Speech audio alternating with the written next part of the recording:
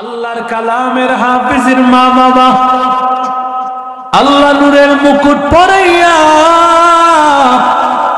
আল্লাহ বলবে, ওরে হাফিজের মা বাবা, আমি আল্লাহ কত সম্মান দিলাম। কেন আল্লাহ বান্দা জানো? কারণ তোমার সন্তানটা দুনিয়ার জমিনে কোরআন পড়েছে, কোরআন অনুযায়ী আমল করেছে, এই জন্য আমি আল্লাহ তাআলা, তুমি মা বাবাকে আমি আল্লাহ এত সম্মান দিলাম। দুনিয়ার জমিনে ঠিক যেমনি ভাবে বান্দারা দেখতে পায় সম্মান আল্লাহ তাআলা দিয়েছেন, হাফেজে কোরআনের মাথায় আল্লাহ পাগড়ি পরায় দেওয়ার ব্যবস্থা করেছেন। আল্লাহ বলেন, ও হাফেজ, আমি আল্লাহ জান্নাতেও তোরে সম্মান দিব। কেমন কেমন সম্মান দিব? নবী বলেন, ইউকালু লিসাহিবিল কুরআন, কোরআনওয়ালা হাফেজকে আল্লাহ ডাক দিয়ে বলবেন, ইকরা ওয়ারতাকি কামা কুনতা তুরাত্তিলু ফিদ দুনিয়া ফাইন্না মানজিলাকা ইনদা আখিরি আয়াতিন তাকরাউহা। আল্লাহ বলবেন, ওরে হাফেজের দল, দুনিয়ার জমিনে কোরআন পড়েছো, কোরআন তেলাওয়াত করেছো, আমি আল্লাহ তাআলা আজকেও তোমার কোরআন তেলাওয়াত শুনতে চাই। আল্লাহু আকবার। আর জোরে বলেন, কোরআন তেলাওয়াত তুই করবি। দুনিয়ার জমিনে তোর বাড়ি ছিল না, জান্নাতে আমি আল্লাহ তোর এত সম্মান আমি আল্লাহ দিব। এক একটা আয়াত তেলাওয়াত করবি, আর এক এক তালা বিল্ডিং উপরে উঠতে থাকবি। যেখানে তোর আয়াত তেলাওয়াত শেষ, সেখানেই তোর বিল্ডিং এর সমাপ্তি। ৬,২৩২টা আয়াত প্রসিদ্ধ মত অনুযায়ী। সুতরাং একজন হাফেজে কোরআন কমপক্ষে আমার আল্লাহ তাআলা ৬,২৩২ তলা বিল্ডিং এর মালিক বানায় দিবে। আরো জোরে বলেন, এত বড় বিল্ডিং আসেনি দুনিয়াতে? কথা কম। ওরে আল্লাহর বান্দা, সর্বোচ্চ মনে ১০০-১৫০ তালা আছে না? আছে? এখন কত তালা আছে? ১৬৫ আছে। জান্নাতে তো আল্লাহ তাআলা সবচেয়ে নিচের যে বিল্ডিং সেটা দিবেন ১০০ তালা। সুবহানাল্লাহ বললেন। বলে হুজুর ১৬৫ তালাই তো আছে। ১০০ তালা বিল্ডিং তো ওই ১৬৫ তালার মতো না, বরং ওই একটা বিল্ডিং এর ইট হবে স্বর্ণের, একটা ইট হবে রূপার, আস্তর হবে মেশকাম্বরের। আরো জোরে বলে, দুনিয়ার কত বাড়ির দিকে তাকায় থাকো, বাড়িটা দেখতে কত সুন্দর দেখা যায়। আল্লাহ তাআলা জান্নাতে যেই বাড়িটা দিবেন কেমন হবে আল্লাহ ছাড়া কেউ জানে? কথা বলে, কত সুন্দর হবে। ৬,২৩২ তালা, কত বড়! আল্লাহ তাআলা এত বড় বিল্ডিং এর মালিক একটা হাফেজে কোরআনকে আমার আল্লাহ মালিক বানায় দিবে। ২ নম্বর পয়গম্বর বলেন, মান ক্বরাআল কুরআন ওয়া আমিলা বিমা ফিহি উলবিসা ওয়ালিদাহু তাজান ইয়াউমাল কিয়ামাহ। আল্লাহ হাফেজের মা বাবারে ডাক দিয়া বলবে, ওরে হাফেজের মা বাবা, দুনিয়াতে হাফেজের মাথায় যেমন ভাবে পাগড়ি পরায় দেওয়া হয়েছে, হাফেজের মা বাবার মাথায় তো টুপি পরায় দেওয়া হয়। আল্লাহ তাআলা হাসরের ময়দানে ওই হাফেজের মা বাবাকে দুনিয়ার জমিনে যেমন ভাবে টুপি পরায় দেয়, আমার আল্লাহ তাআলা জান্নাতে একটা নূরের টুপি আল্লাহ পরায় দিবেন। কেমন টুপি হবে? যাওহু আহসানু মিন যাওইশ শাম। পয়গম্বর বলেন, যেই নূরের টুপির আলোটা সূর্যের আলোর চাইতে 1000 কোটি গুণ বেশি আলোকিত। ই কালামে জিন্দা কুরআনে হাকিম, হিকমতে ও লা ইয়াজাল সুতু কদিম, জামিউল ইলমি ফিল কুরআনে হাকিম, تقاصرت عنه أفهام الرجال، بقى قرآن كلام الله بشنو قديم अस्ति নইনো কার কালাম। আর জোরে বলেন, আল্লাহর কালামের হাফেজের মা বাবা আল্লাহ নূরের মুকুট পরাইয়া আল্লাহ বলবে, ওরে হাফেজের মা বাবা, আমি আল্লাহ কত সম্মান দিলাম। কেন আল্লাহ বান্দা জানো? কারণ তোমার সন্তানটা দুনিয়ার জমিনে কোরআন পড়েছে, কোরআন অনুযায়ী আমল করেছে, এই জন্য আমি আল্লাহ তাআলা, তুমি মা বাবাকে আমি আল্লাহ এত সম্মান দিলাম। শুধু তাই না, হাদিসে আসছে মা বাবাকে 2 জোড়া পোশাক আল্লাহ পরায় দেবে। আরো জোরে বলেন, পোশাকের মূল্যটা কত হবে? নবী বলেন, আদম থেকে নিয়ে কিয়ামত পর্যন্ত কেউ ওই 2টা পোশাকের মূল্য দিতে পারবেন। আল্লাহু আকবার।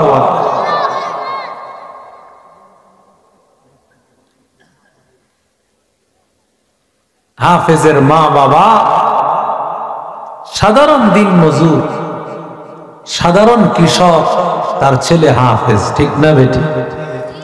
সাধারণ একজন মানুষ, তার সন্তান হাফেজ হয়ে গেছে। আল্লাহ তাকে এত সম্মান যখন দিবেন, ওই হাফেজের মা বাবা আল্লাহকে ডেকে বলবে, আল্লাহ বিমা কুসিনা হাযা, ও দয়ার মালিক, আয় আল্লাহ, কেন আল্লাহ এত দামি পোশাক আল্লাহ তুমি পরায় দিন? আল্লাহ ডাক দিয়ে বলবে, ও গোলাম, তুমি যদিও দুনিয়ার জমিনে তুমি নিজে কোরআন পড়ো নাই, যদি নিজে তুমি দুনিয়ার জমিন আল্লাহর কালাম পড়ো নাই, বড় আলেম হতে পারো নাই, কিন্তু তোমার সন্তানটারে হাফেজ বানাইছো, আলেম বানাইছো। লিয়াকজি ওয়ালাদিকুমুল কোরআন, তোমার সন্তানটাকে কোরআনওয়ালা বানানোর কারণে, হাফেজ বানানোর কারণে আল্লাহ তাআলা তোমাকে এত সম্মান দিয়েছে। हकीकत से तो दुनिया बेखबर है, दुनिया की नुमाइश पर नजर है, नमी गोयम के अज दुनिया जुदा बाश, बहर करे के बाशी बा खुदा बाश, जिससे दुनिया अज खुदा गाफिल बुदा, निकमाशुक नुकराह फरुजिंदजा। ওরে আল্লাহর বান্দা যুবক, এই জন্য আল্লাহ বলেন আর রহমান আল্লামাল কোরআন, রহমান হলেন তিনি, আল্লামাল কোরআন যিনি কোরআন শিখিয়েছেন, খলাকাল ইনসান মানুষ বানিয়েছেন। আগে কোরআন নাকি আগে মানুষ দুনিয়াতে আসছে? কথা কন না কেন? দুনিয়াতে নাই সাথে কেউ কোরআন শিখতে পারে না, শিক্ষিত হতে পারে না। আল্লাহ বলেন আমি আল্লাহ কোরআন শিখাইছি, মানুষ বানাইছি। ব্যাপারটা কেমন হয়ে গেল? মুফাসসিরিন কেরাম দুটো ব্যাখ্যা লিখেছে। এক নম্বর ব্যাখ্যা, আল্লাহ ডাক দিয়া বলে, ও গোলাম, মানুষ তখন মানুষ হবে, শুধু মানুষ বলতে এমন না, খাইতে পারে, ঘুমাইতে পারে, বাচ্চা দিতে পারে, এটাও কিন্তু মানুষের গুণ। তবে এই গুণ কিন্তু আসল গুণ না, কারণ খাওয়াই যদি আসল গুণ হয়, মানুষের চেয়ে বেশি খায় কিন্তু গরু। কথা কয় না? মানুষের গুণ যদি ঘুমানো হয়, তাহলে মানুষের চাইতে বড় মানুষ হবে গাধা। গাধা ঘুমায় তো ঘুমায়, দাঁড়ায়ও ঘুমায়। কথা কয় না কেন?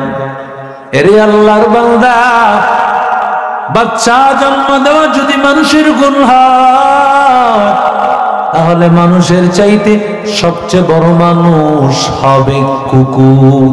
কুত্তা বাচ্চা দেয় বছরে কয়টা? কথা কয় না? 8টা 10টা পর্যন্ত বাচ্চা দেয়, ঠিক না বেঠিক? মানুষের বাচ্চা হয় বছরে, না হয় 2, 4, 5 বছরে একটা। এরে আল্লাহর বান্দা, আল্লাহ বলে, ও গোলাম, মানুষ তখনই মানুষ হবে মানুষের মধ্যে যখন আসল গুণ পাওয়া যাবে। মানুষের আসল গুণ ঘুমানো না, খাওয়াও না, বাচ্চা জন্ম দেওয়াও না। মানুষের আসল গুণ কি? ওয়ামা খালাকাতুল জিন্না ওয়াল ইনসা ইল্লা লিয়াবুদুন।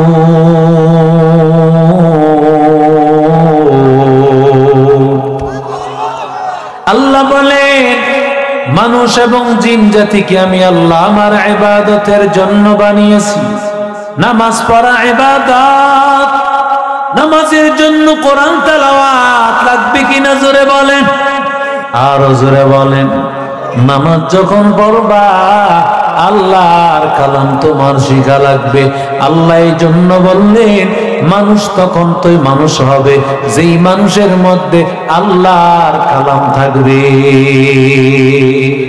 আতিনা ফি দারে দুনিয়া না হাসান, আতিনা ফি দারে উকবানা হাসান, ইয়া গিয়াসাল মুস্তাগীসিন হদিনা লাফতিগারা বিল উলুমি ওয়াল গিনা, কাদের কুদরত দারি বরকামান, আনতা রব্বি আনতা হাসবি যুল জালাল।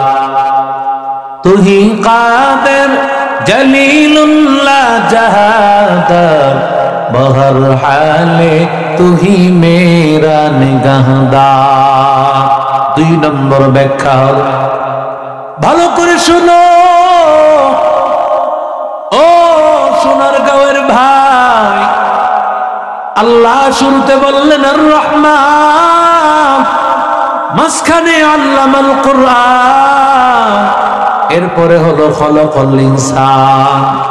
আল্লাহ ডাক দিয়া বলেন, ও মানুষেরা, আমি আল্লাহ তাআলা রহমান, মাঝখানে হলো কোরআন, তুমি হইলা ইনসান। ও মানুষেরা, আমি আল্লাহর রহমানের রহমত যদি পেতে চাও, মাঝখানে কোরআন তোমার সিনায় ঢোকানো লাগবে। আরো জোরে বলেন, কোরআন যদি তোমার সিনায় না ঢুকাও, দুনিয়ার কোন তন্ত্র মন্ত্রে শান্তি নাই। একমাত্র শান্তি হলো আল্লাহর কালাম। দুনিয়ার অন্য কোনো কিছুর মধ্যে শান্তি নাই রে বাবা। ওরে আল্লাহর বান্দা, এই জন্যই তো আল্লাহ এক আয়াতের মধ্যে বলেন, ওয়াতাসিমু বিহাবলিল্লাহি জামিআ, আল্লাহর রশিকে সবাই মজবুত ভাবে আঁকড়ায় ধরো। তার মানে আল্লাহর কোরআন, কারণ হাবলুল্লাহর ব্যাখ্যা হাদিসের মধ্যে আসছে আল্লাহর কোরআন। আল্লাহর কোরআনকে মজবুত ভাবে আঁকড়ায় ধর। আল্লাহর কোরআনকে যদি মজবুত ভাবে আঁকড়ায় ধরতে পারো, কেন আল্লাহ এই কথা বলেছেন? কারণ বান্দা, আমাদের বাড়ি ছিল কোথায়? কথা কয় না? জান্নাতে ছিল আমাদের বাড়ি। জান্নাত থেকে আল্লাহ দুনিয়াতে পাঠাই দিল। যেন আল্লাহ দুনিয়া নামক গর্তে আল্লাহ পাঠায় দেন। আল্লাহ বলতেছে গোলাম, আমি আল্লাহ রহমান, আল্লাহ রহমানের রহমত যদি পেতে চাও, কোরআনের রশিটা আমি তোমার দিকে দিয়া দিলাম। দুনিয়ার কোন রকমের সায়েন্স বলো, বিজ্ঞান বলো, ভূগোল বলো, সমাজ বলো রে বাবা, কোন বিজ্ঞান দিয়া, কোন সমাজ দিয়া, কোন কিছু দিয়া আমি আল্লাহ পর্যন্ত বুঝতে পারবা না। এই দুনিয়া নামক গর্ত থেকে ওঠার জন্য একটা মাধ্যম হলো আল্লাহর কোরআনের রশি। এটা যদি ধরতে পারো চলে যাবে জান্নাতে। 2 নম্বর, সমস্ত কিতাবগুলো হলো কিতাবুল্লাহ। তাওরাত বলো কিতাবুল্লাহ, ইনজিল বলো কিতাবুল্লাহ, জাবুর বলো কিতাবুল্লাহ, সব আসমানি কিতাবগুলো হলো কিতাবুল্লাহ। কিন্তু আল্লাহর কোরআন হলো কালামুল্লাহ। তার মানে আল্লাহ বলেছেন, জিব্রাইল শুনেছেন, জিব্রাইল বলেছেন, পয়গম্বর শুনেছেন, পয়গম্বর শুনে শুনে গোটা কোরআন মুখস্থ করে নিয়েছে। এরে আল্লাহর বান্দা যুবক, আল্লাহ বলে যিনি রশি ফালান, রশির একটা মাথা তার কাছে ধরা থাকে, আমি আল্লাহর কালামের মাথাটা মজবুত ভাবে আমি আল্লাহর কাছে ধরা। যদি বান্দা আল্লাহর কালামকে ধরে নাও, সাথে সাথে আমি আল্লাহ তোমাকে উঠায় নিব। জোরে কয় না? কোরআনওয়ালা মানুষের সম্মান দিয়েছেন কে? আরো জোরে বলেন। কোরআন কেমন দামি সম্পদ, কত কম দামি মানুষ আল্লাহ কোরআনের কারণে ওদের দাম বাড়ায় দিয়েছে। মানুষটা দেখতে কালো, কিন্তু কোরআনের কারণে তার দাম বেড়ে গেছে। যেমন বেলাল, কথা কন না কেন? সাহাবায়ে কেরামের মধ্যে কত সাহাবী দেখতে কালো, মানুষ তাকে পছন্দ করে না, কিন্তু আল্লাহর কালামের কারণে দাম বেড়েছে না কমে গেছে? কথা কয় না সবাই? জবান খুলতে কি একটু কষ্ট হয় নাকি? জবান খুলে বলেন, আমাদের জবান দিয়েছেন কে? আরো আওয়াজ করে বলতে হবে, আরো জোরে আওয়াজ করে বলেন কে? গুণগান যদি বলতে হয় আল্লাহর জন্য বলা লাগবে রে ভাই। এই কোরআন এমন দামি কালাম, কোরআনের সাথে যাদের সম্পর্ক লাগছে তাদের মর্যাদা বাড়ায় দিয়েছেন কি? আরো জোরে বলেন, ওরে আল্লাহর বান্দা, ওরে নবীর আশিক উম্মতের দল, ওরে আল্লাহর বান্দা, আল্লাহর নবীর সাহাবী উমর, জাহানের খলিফা উমর, যার প্রভাবে, উমরের প্রভাবে পয়গম্বর বলেন, উমর যেই রাস্তা দিয়া হেঁটে যায় ওই রাস্তা দিয়া শয়তানও ভয় পায় আসতে। কথা কোন ঠিক না? এত পাওয়ারফুল উমর। উমর তো এমন ছিল না রে ভাই, বিশ্ব বিখ্যাত ডাকাতের ভূমিকায় উমর, সন্ত্রাসীর ভূমিকায় উমর। কারণ বিশ্ব নবীর মাথা মুবারক আনতে যিনি চান তিনি তো সাধারণ লোক হবেন না। কথা বলেন না কেন? ওরে আল্লাহর বান্দা যুবক, উমর আল্লাহর নবীর কোরআন পাওয়ার কারণে উমর কেমন হয়ে গেল রে ভাই? আল্লাহর কোরআন পায়া উমর কেমন হয়ে গেল একটু মনোযোগটা লাগাইয়া শুন। ওরে আল্লাহর বান্দা, উমরের অভ্যাস ছিল রাতের বেলায় তিনি খোঁজ খবর নিতেন কার কোন হালত। ঘরে ঘরে আশেপাশে তালাশ করতেন কোন অভাবী মানুষ পড়ে আছে কিনা, কোন মানুষ দুস্থ মানুষ পড়ে আছে কিনা, বাড়িঘর নাই, খাবার দাবার নাই। এলাকার খবরগুলো তালাশ করতেন ঘুরে ঘুরে। আল্লাহর বান্দা উমর ঘুরতে ঘুরতে উমর একদিন উমর একটা একটা ঘরের দরজার সামনে দাঁড়ায়। ঘরের সামনে দাঁড়ানোর পর ওমর শুনতেছে ছোট্ট ছোট্ট বাচ্চাদের কান্নার আওয়াজ। বাচ্চারা কান্না করতেছে। এমন সময় মা সান্ত্বনা দেয়, ও বাচ্চারা থাম, খাবার রেডি হইতেছে, একটু থাম। ও মা বারবার শুনতেছে, মা যেন সান্ত্বনা দিতেছে, একটু থাম, খাবার রেডি হইতেছে। কয়েকবার যখন এমন হইল, এমন সময় ওমর দরজা আওয়াজ করল, দরজাটা খুলিয়া দাও, কে আছো? দরজা খুলে দেওয়ার পর বলে, কে তুমি যুবক? বলে, আমি আগন্তুক এক মুসাফির, আমি একজন সেবক, মানুষের সেবা করে বেড়াই। বলে, তুমি কেন এখানে আসছো? বলে, মা এত রাতে কেন বাচ্চাদেরকে কান্না করাইতেছ? মহিলা ডাক দিয়া কয়, ওরে যুবক, কাটা গায়ে লবণ ছিটাইতে আমারে আসিল। ওরে আল্লাহর বান্দা, জালেম ওমর, যেই জালেম ওমর, আমি তার বিরুদ্ধে আল্লাহর দরবারে আমি কাঠগড়ায় মামলা দায়ের করব। কার সামনে বলতেছে? কথা কয় না। ওমরের সামনে দাঁড়ায় বলতেছে, জালেম ওমর, যে ওমরের সামনে শয়তানও আসতে ভয় পায়, ওমর যেই রাস্তায় আছে। ওরে আল্লাহর বান্দা, ওরে যুবক, ওমর আল্লাহর নবীর সাহাবী ওমর রাদিয়াল্লাহু তাআলা আনহু। ওরে আল্লাহর বান্দা ডাক দিয়া বলতেছে, আমিরুল মুমিনিন ওমর, জালেম একটা ওমর আমার স্বামীকে যুদ্ধের ময়দানে ডাক দিয়েছে। স্বামী আমার, আমাদেরকে রাখিয়া, আমার প্রাণের স্বামী, দুইটা বাচ্চা এবং আমাদেরকে রাখিয়া ওমর চলে গেছে। ওমর আমার স্বামীটা চলে গিয়েছে, ওমরের ডাকে যুদ্ধের ময়দানে চলে গেছে। আল্লাহর কুদরত, আল্লাহর ডাকে আমার প্রাণের স্বামী দুনিয়া থেকে বিদায়, আমার স্বামী দুনিয়া থেকে বিদায় হয়ে গেল। কিন্তু আল্লাহর কুদরত, আমার ঘরে সামান্য কিছু খাবার, সামান্য কয়েকটা টাকাও রেখে যায়। আমি সন্তানগুলোরে কত কষ্ট করিয়া অন্যের বাড়িতে কাজ করে করে সন্তানগুলোরে খাওয়াইতেছি।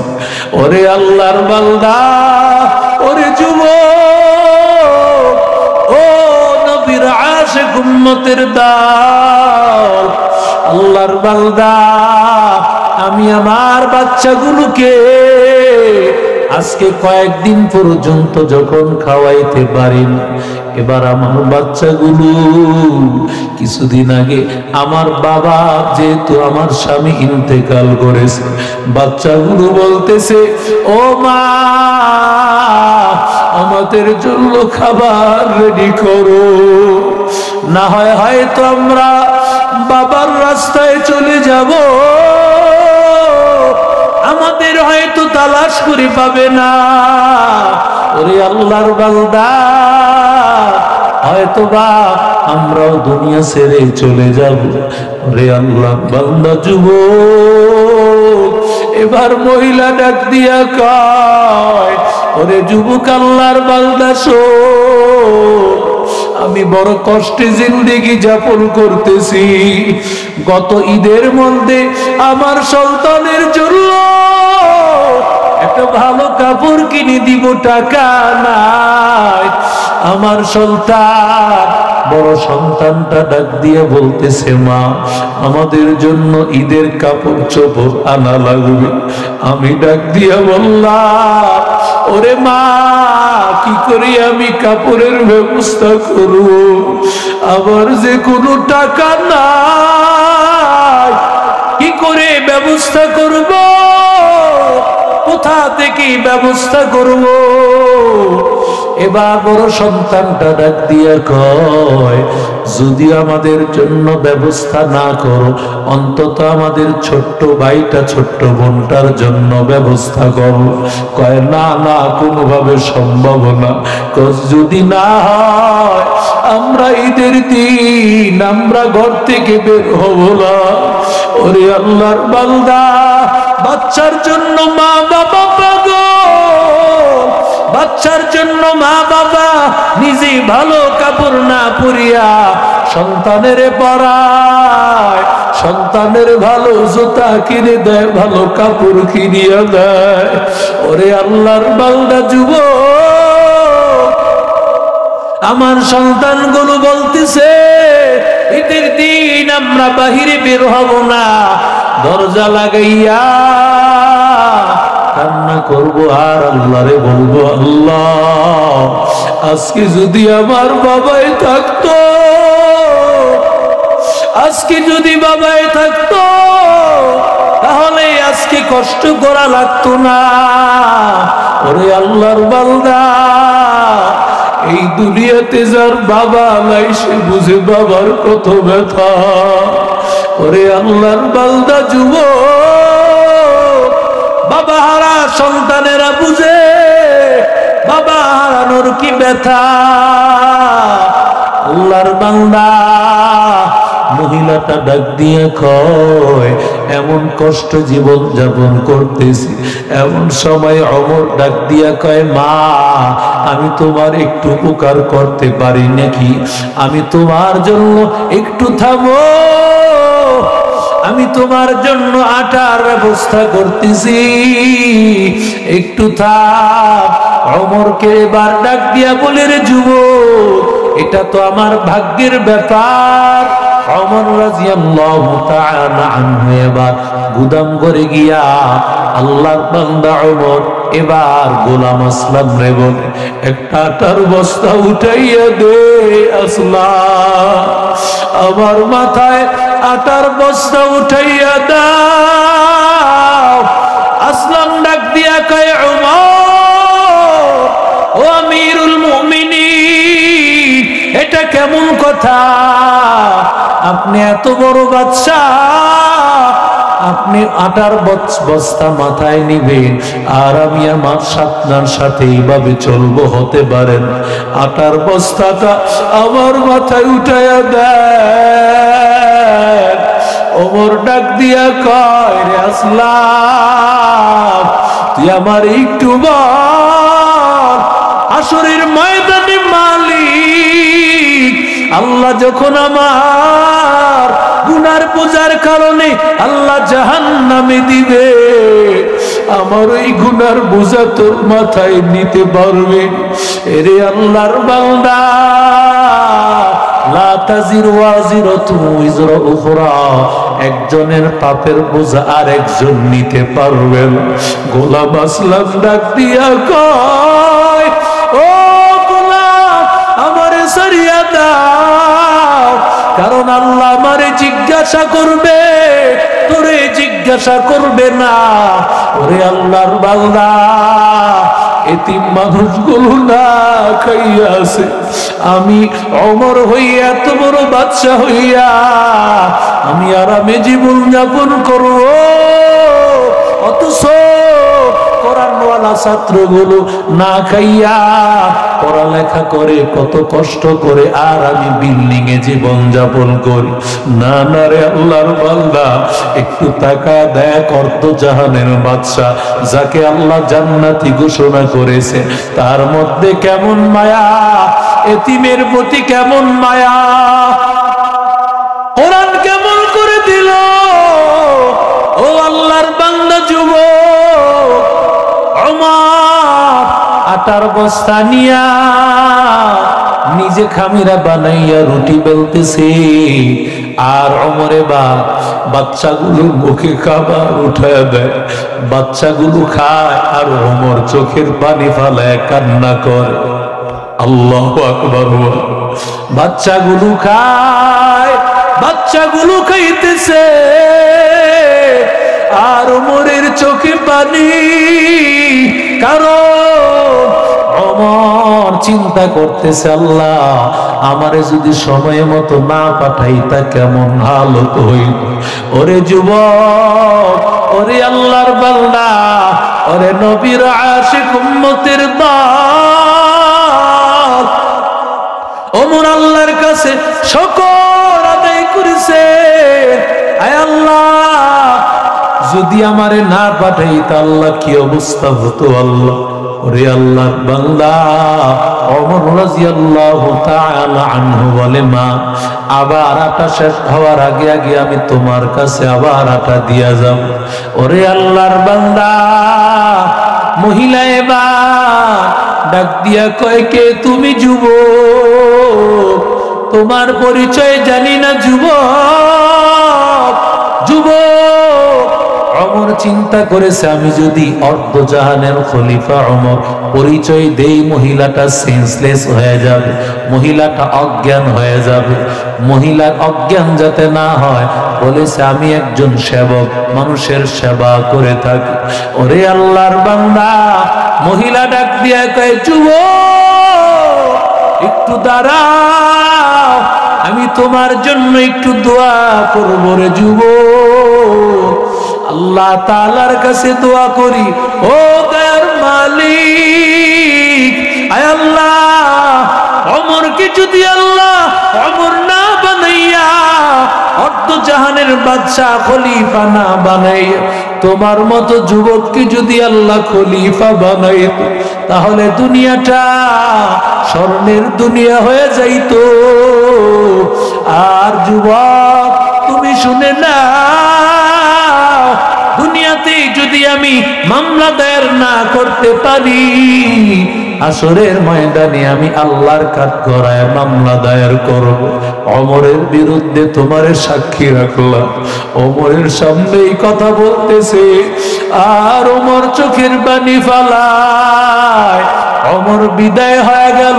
বিদায় হয়ে যাওয়ার পর ওমর সারা রাত কান্নার আওয়াজ, আর আল্লাহকে বলে, মালিক যদি আমারে না নিতা তাহলে আমার কি হালত হয়ে যাইত রে আল্লাহ। সকালবেলা হয়ে গেল, এবার কিছু সেনাবাহিনী পাঠায় দিল, অমুক শহীদের পরিবারকে নিয়ে আসে। সকালবেলায় যাওয়ার পর তাকায় দেখতেছে ওই মহিলার ঘরে কোরআন তেলাওয়াতের আওয়াজ। আরো জোরে বলে, অথচ 8টা 10টায় নীরব। কারণ আমার পর্দার অন্তরালের মা বোনেরা আজকে রাত 9টা 10টা 12টা 2টা পর্যন্ত জি সিনেমার স্টার জলসা দেখিয়া, টিকটক আর ফেসবুক দেখার পরে এমন ঘুম দেয়, ফজরের ওয়াক্ত হয় সকাল 10টায়। কথা কন না কেন? স্বামী বেচারাও দোকানে গিয়া নাস্তা খায়। ওরে যুবক, ওরে আল্লাহর বান্দা যুবক, কেমন দেখো মহিলা, কারণ তিনি তো সাহাবী মহিলা, সাহাবীর স্ত্রী মহিলা, কোরআনওয়ালার মহিলা আয়েশা সিদ্দিকা রাদিয়াল্লাহু তাআলা আনহার মতো এমন একজন ছাত্রী। কারণ আল্লাহর নবীর যুগে ঘরে ঘরে কোরআনওয়ালা ছিল, সাহাবীরা তো ম্যাক্সিমাম হাফেজ ছিল, মহিলারা তো ম্যাক্সিমাম হাফেজা ছিল। ওরে আল্লাহর বান্দা ডাক দিয়া বলতেছে, এটা কি অমুক শহীদের বাড়ি নাকি? বলে হ্যাঁ। বলে ওমর তোমাকে ডেকেছে। এমন সময় মহিলার দিলের মধ্যে ভয়, গতকালকের যুবক বুঝি আমার কথাটা বলে দিয়েছে, চোখের পানি ফালায়, আয় আল্লাহকে ডেকে বলে, আল্লাহ সন্তানগুলি বুঝি এতদিন বাবা হারাইছে, আজকে মাও বুঝি হারায় ফেলবে। আল্লাহর কাছে দুহাত তুলে বলে, আল্লাহ ও মালিক, এই বাচ্চাগুলোরে আল্লাহ তোমার হেফাজতে দিলাম, আল্লাহ এদের হেফাজত তুমি করিও আল্লাহ। ওরে আল্লাহর বান্দা, এবার ওমরের দরবারে হাজির করলো, মাথাটা নিচের দিকে দিয়েছে, তাকায় না।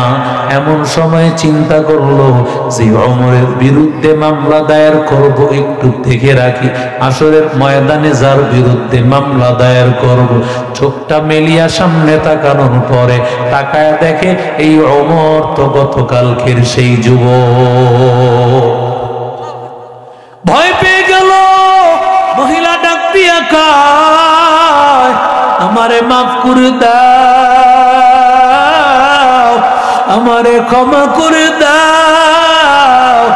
ওমর ডাক দিয়া কই, না না, কারণ মহিলা তুমি বলেছিলে আমারে সাক্ষী রাখিয়া ওমরকে তুমি হাসরের ময়দানে আসামির কাঠগড়ায় দাঁড় করাইবা। মহিলা আজকে তুমি হইলা বিচারক, আমি হইলাম আসামি।